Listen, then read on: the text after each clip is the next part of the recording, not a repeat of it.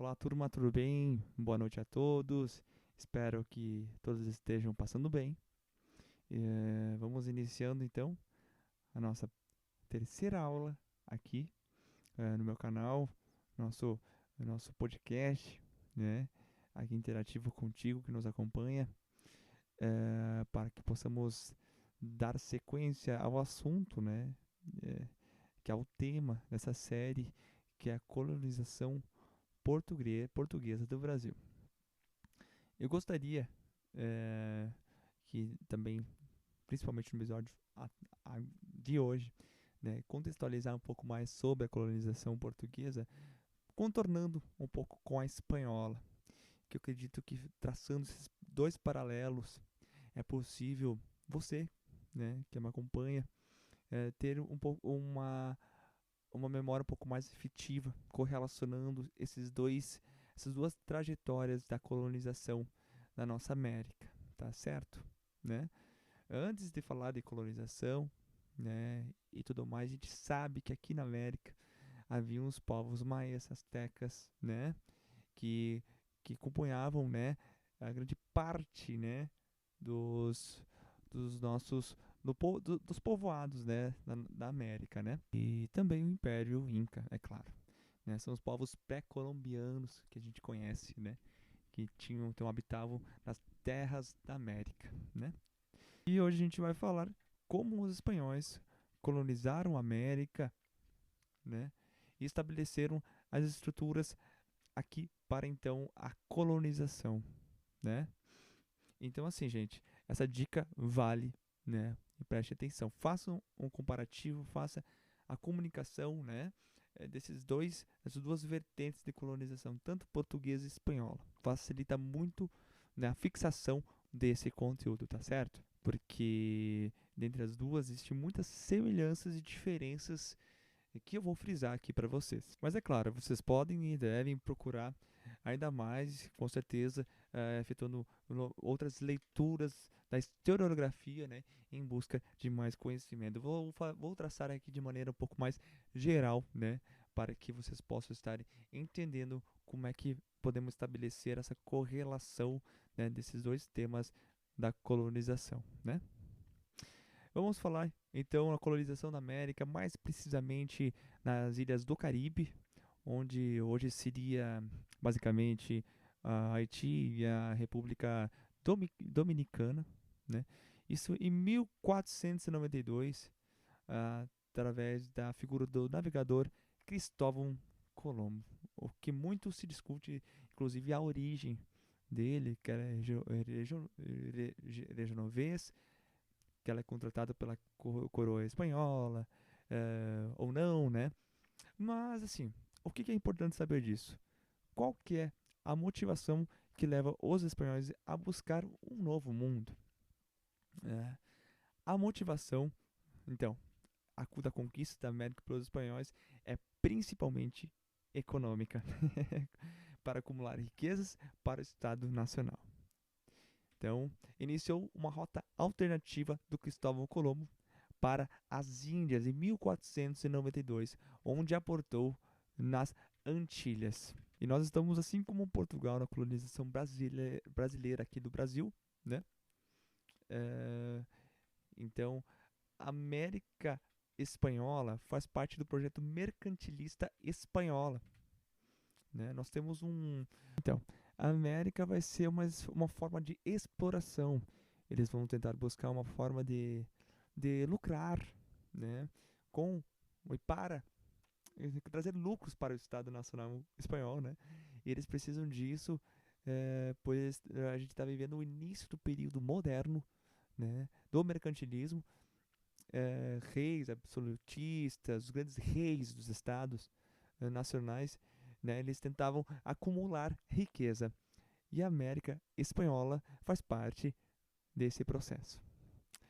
É claro que o primeiro local que eles queriam chegar era no Oriente, para fazer um comércio de especiarias com o Oriente, locais que eles já conheciam desde os tempos das Cruzadas, lá no final da Idade Média. Então, eles tentavam achar uma nova rota para chegar nas Índias, né? Que eles vão chamar de Índias, né? É, eles não podiam passar pelo mar Mediterrâneo, que seria o caminho que eles mais conheciam, principalmente porque o mar Mediterrâneo era dominado comercialmente pelas cidades e estados italianas, né, como Gênova, Veneza e Florença, que eram dominadas. eh, Eles não poderiam usar essa rota. Eles também não poderiam contornar a rota no continente africano, ali pelo Cabo das Tormentas, porque Portugal dominava essa região ali, né? O Portugal já estava chegando nas Índias por essa rota. Então, a saída que levou os espanhóis ali, a saída que eles, que eles encontraram foi tentar dar a volta, isso pelo outro lado, sendo que o mar Mediterrâneo era o domínio italiano, costa africana, domingo português. Então, por que não tentar dar a volta no mundo, né? Volta no mapa, né? Para poder chegar então assim no Oriente. Olha que ambicioso. E é por isso que quando Colombo chega, me perdoe, em 1942, no 1900, 1492, né? Ele chega com os ativos e tudo mais na América da Caribenha, começa a tratá-los como os índios, né? Ah, discordâncias, divergências, né? Estudos que diziam que eles acreditavam, né? Que eles estavam chegando nas Índias pela rota alternativa, e outras que também falam que ele não tinha essa noção, mas de toda forma seria como uma referência como o Oriente, eles chamaram os nativos de índios. E isso é importante para falar para vocês, tá? Por quê?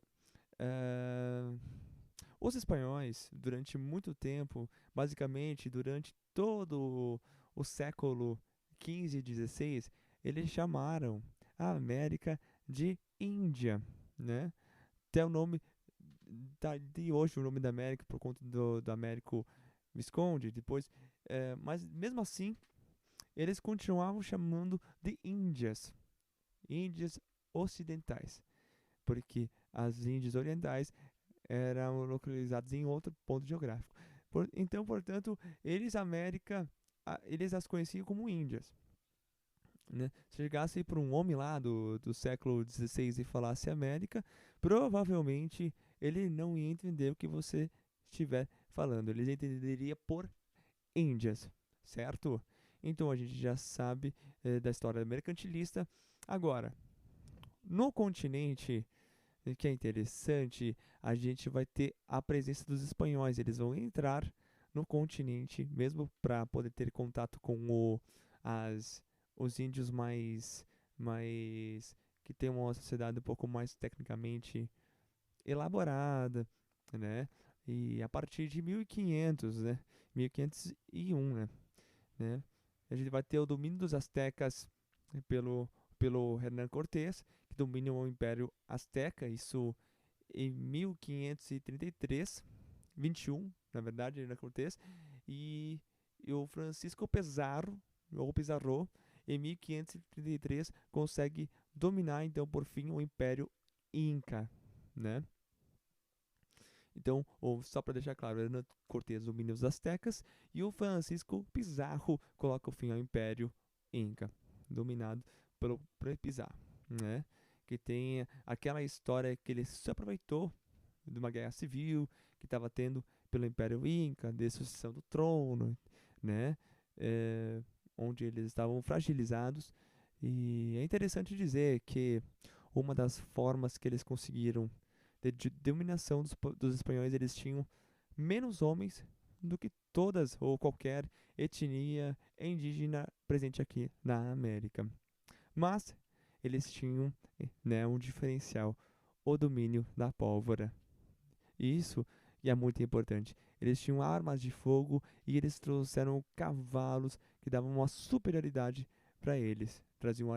Eles faziam alianças, eles, eh, e eles conseguiram dominar com um número muito menor populacional de soldados, por conta desses avanços tecnológicos que que podemos dizer assim, que eles tinham na época, né?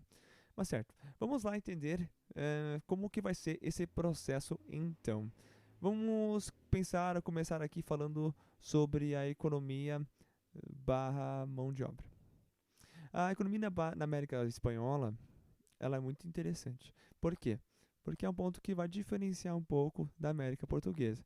Porque os portugueses chegaram aqui na procura de metais preciosos desde o início, né? Já falei isso em outras aulas que acabei dando também, né?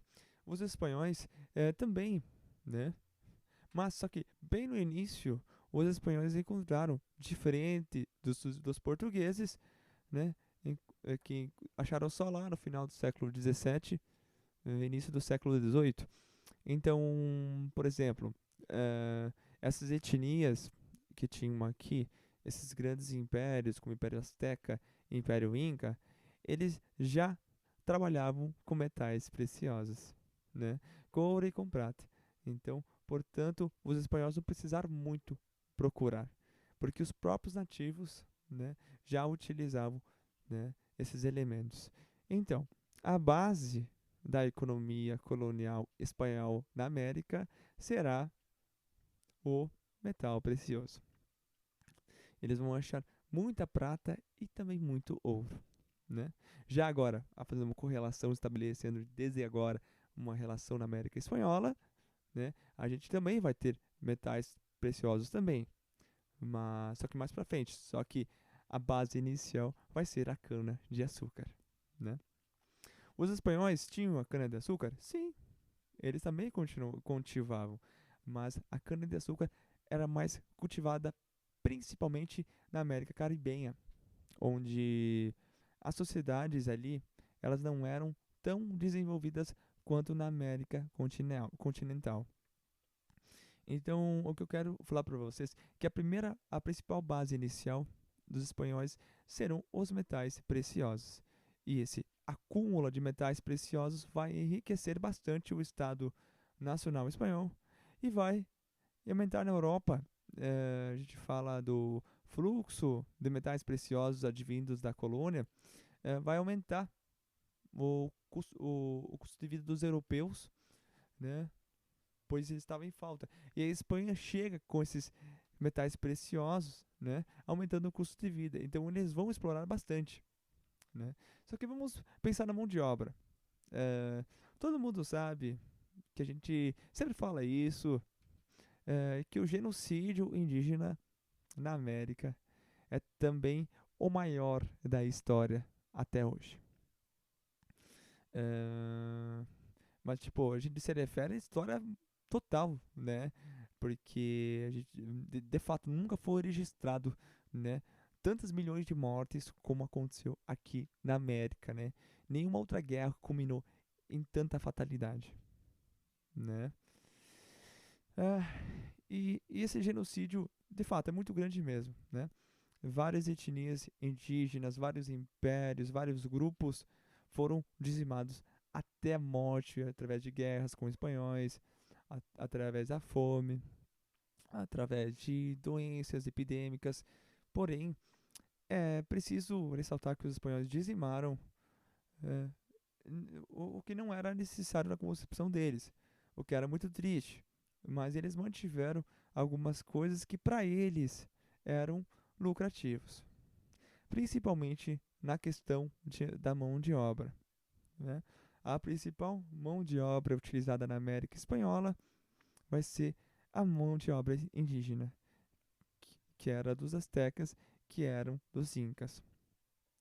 Mas, mas principalmente que a gente vai falar dos incas, né? Então eles preservaram o mínimo porque era lucrativo para eles. E é claro que houve, houve esse genocídio, sim, é muito triste, é o maior da história moderna, infelizmente. Mas eles pensaram muito no lucro deles, né? Na questão da exploração propriamente dita, né? Que a gente chama da exploração do homem pelo homem, né? Então, com essa mão de obra indígena, a gente vai usar duas formas aqui, tá certo? A primeira que é essa que se mantém indígena, que a gente falou da mão de obra, como a gente falou antes, sobre os incas, né? Ela se chama mita, né? Que eu falei para vocês. A mita era uma mão de obra utilizada já pelos incas, que era principalmente o trabalho nas minas de ouro, né? Os incas, eles só através de um chefe local, eles sorteavam lá um grupo de famílias que iam para as minas trabalhavam durante 4 meses e recebiam lá um pagamento por esse desse chefe local, né? Que geralmente era em alimentação, moradia.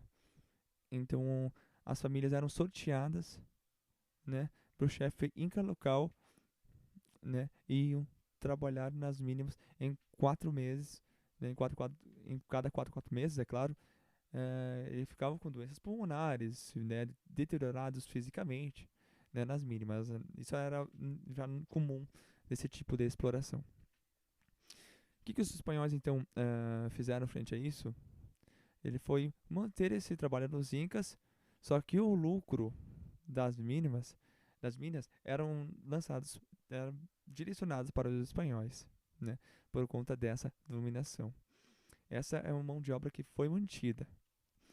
A outra mão de obra, e essa sim foi trazida pelos espanhóis, que é a encomenda, né? Que também é um trabalho dos nativos, nas mínimas, principalmente, né? Mas não seria só nas minas, mas principalmente, né? Que ao invés da exploração por um chefe local, a exploração é direta pelos espanhóis. Seria direta, né? Agora, preste bem atenção. Os espanhóis, eles diziam que eles não escravizavam pela encomenda os índios, porque eles pagavam os índios. Eles pagavam o salário para os índios. Só que como que é feito esse pagamento? Esse pagamento era feito através da cristianização, da catequização dos índios pela encomenda. Então você trabalha nas mínimas e em contrapartida eu te catequizo, certo? É lógico que tem gente que deve estar, vocês que estão acompanhando, devem estar pensando, meu Deus, cara, poxa, o pagamento do jeito que o espanhol quer, mas é de fato. Mas eles vão considerar uma escravidão, né? Né? Mas você pode e deve considerar como uma forma de super exploratória, né? Mas se você não quiser falar como escravidão, né? Porque a história não trata como tal mesmo, mas é uma maneira de super exploratória, né? Você ainda desrespeita a cultura do índio, do outro, né? Você desrespeita toda a mitologia, toda a sua crença, toda a sua cultura, né? A sociedade num todo, quando você impõe algo a eles, certo? Então, guarde bem isso, porque isso é muito importante. Agora, uma coisa que muitas vezes vem me perguntando dos meus, então, alunos. Tem uma coisa que sempre pergunto: teve, de fato, escravidão africana na América Espanhola? Então, teve, né? Principalmente em áreas onde você não tinha essa mineração, né? Pois essa mineração já era o costume dos nativos, certo? Então, áreas que você, como a agricultura, né? Eles escravizavam, né? Que são áreas que são principalmente na América Caribenha, né? Então, eu acho legal para a gente fazer um paralelo, mais uma vez, um comparativo, você pensar que olhar para países da América Caribenha, do Caribe, das Antilhas, e olha o tamanho da população de pessoas negras que existem, que eram herança da colonização. Já nos países da América Andinha, você tinha uma população maior de descendentes de índios, né? Então, se você olhar para hoje, você consegue perceber como que foi praticamente essa colonização. Eles não trouxeram mais escravos, africanos do que a América Portuguesa, mas trouxeram bastante, principalmente lá para trabalhar no cultivo de cana-de-açúcar e outros gêneros também, tá? Esse é um ponto que eu gostaria que você fizesse também essa diferenciação com a América Portuguesa, inclusive. Porque na América Portuguesa, ela utilizou da mão de obra indígena também. Só que a sua base foi a mão de obra africana escrava, né? A América Espanhola usou mais a mão de obra indígena por essa exploração que eu estou falando para vocês, certo? Então, outro ponto para se destacar também é a presença da igreja, né? Vocês estão percebendo que a gente está formando um império católico, né? Tá? Ok, gente, a gente já sabe quais eram as principais fontes econômicas, né? O que era mão de obra. E agora vamos entender agora como é que era organizado a sociedade, como é que era feito a administração espanhola na América, tá certo?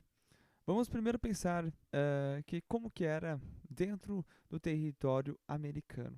Dentro do território americano, nós tínhamos algumas camadas sociais e hierárquicas aqui no território americano, né? Para começar, que os reis da Espanha, no tempo da colonização, eram Isabel de Castela e Fernando de Aragão, chamados os reis dos católicos, se uniram matrimonialmente diante de Cristo, certo? Então, eles impõem essa fé católica. Os jesuítas também vêm da América Espanhola com suas missões de catequizar os indígenas nativos, né? A aquisição da América Espanhola vai ser gigantesca, ou seja, basicamente colossal, né? A nível de grande escala. Então a gente tem essa presença cristã e católica muito forte, de fato. Aqui na América Espanhola, a gente tem essas camadas sociais. Nós teremos, por exemplo, a camada mais privilegiada que vive na América Espanhola, que são os chamados chapetones. Quem são os chapetones? São as pessoas de confiança dos reis, né, que vieram para a América, né? E os chapetones são os espanhóis, né, que nasceram aqui na América e eles têm o direito, por conta disso, de comandar a América Espanhola. Então eles têm o direito de ocupar os melhores cargos públicos da coroa espanhola. Esses são os chapetones. Abaixo dos chapetones, mas ainda com muitos privilégios, temos os crioulos. Quem são os crioulos, afinal? Olha, preste bem atenção no termo que eu vou usar. Espanhóis nascidos na América. É possível isso? Naquele tempo eles acreditavam que sim, né? Eram filhos de espanhóis. Se você for levar em consideração, os espanhóis, né, vieram para a América, são os filhos dos chapetones, basicamente, né? Então, os crioulos, eles são aqueles que ocupam cargos públicos de alto nível, mas não tão alto quanto os chapetones, porque eles não são espanhóis originais. Na concepção deles, eles são espanhóis nascidos na América. Eles não tinham essa concepção de serem americanos. E isso eu falo para vocês porque se o crioulo fala, ele fala assim, eu sou americano, ele está se equiparando com o cara que nasceu aqui. E ele não quer isso. Existe, lembre-se disso, né? Não existe esse processo da história conciliação de classes, né? Então, você vê assim, eu não me equiparo com esses nativos. Então, eu sou um espanhol nascido na América, né? Dando essa diferenciação, deixando muito clara, inclusive, tá? Aí abaixo nós temos os nascidos, os nativos que foram dominados, como a gente falou agora aqui pouco, né? Fazendo uso da mão de obra exploratória, né? E abaixo ainda nós temos os escravos, principalmente de origem africana, que vieram para trabalhar, que aí eles não consideram mesmo, né? Então ali a gente tem essas camadas, chapetones, crioulos, nós temos os nativos e nós temos os escravos, certo? Principalmente de origem africana. Agora, a América Espanhola, ela vai ser dividida em 4 vice-reinos. Por quê? O reino, porque é legal até falar, o reino é Espanha, né? O império é espanhol, né? O ultramarinho, né? Já a América, ela vai ser dividida em 4 vice-reinos, que são subordinados ao reino espanhol, né? E esses 4 vice-reinos, eles vão ser independentes entre si, né? Não, nenhum deve subordinação ao outro, mas eles devem subordinação na América Espanhola, né? Parece um, um pouco para a gente fazer a comparação com as capitanias hereditárias, mas cuidado, não vai falar que é igual, tá? Vou até explicar aqui a diferença. As capitanias hereditárias do Brasil durante o período, né, eram 15 capitanias, divididas entre si, mas que eram eh, subordinadas ao reino português, né? Os 4 vice-reinos, eles são independentes entre si, mas subordinados à coroa espanhola. Só que, diferente das capitanias hereditárias, os capitães donatários, eles eram pessoas mesmo independentes, né? Eram particulares. As capitanias eram particulares, né? Eles, eles, eles eram deviam seguir regras de Portugal, né? Já os vice-reinos não, né? Os vice-reis que vão comandar geralmente são chapitones e que são colocados ali pela coroa espanhola. Então eles são funcionários da coroa espanhola, não são pessoas particulares, né? Então nós teremos aí os 4 vice-reinos, que serão os vice-reinos da Nova Espanha, né? Normal você falar isso, né? É, que vai ser o atual México também, né? A sua capital será na cidade do México, depois que eles conquistaram os astecas, destruíram muitas tribos por ali, né? Na cidade do México. Nós temos também com sede em Bogotá, na Colômbia, né, o vice-reino da Nova Granada, né? Granada é uma cidade, inclusive, importante para a Espanha, que foi lá a última cidade onde os espanhóis conseguiram explorar, né, os mouros na guerra contra os muçulmanos, né? Depois se formou o Estado Nacional Espanhol. Nós temos o vice-reino do Peru, né? Sede Lima. E também nós temos o último vice-reino que a gente vai ter, que vai, que vai ser o vice-reino do Rio da Prata, né? Olha só o nome, ó, que é importante, né? Fluxo de metais preciosos e que pega as regiões ali de Argentina, a atual Argentina, né? E Uruguai. Então, são 4 vice-reinos, tá? Então, como que vai funcionar a administração da extração vinda, né, dentro desses vice-reinos das cidades? Cada cidade, é importante, vai ter um sistema de poder, né? Esse sistema de poder, né, deve ficar na cidade, a gente chama de cabildo, né?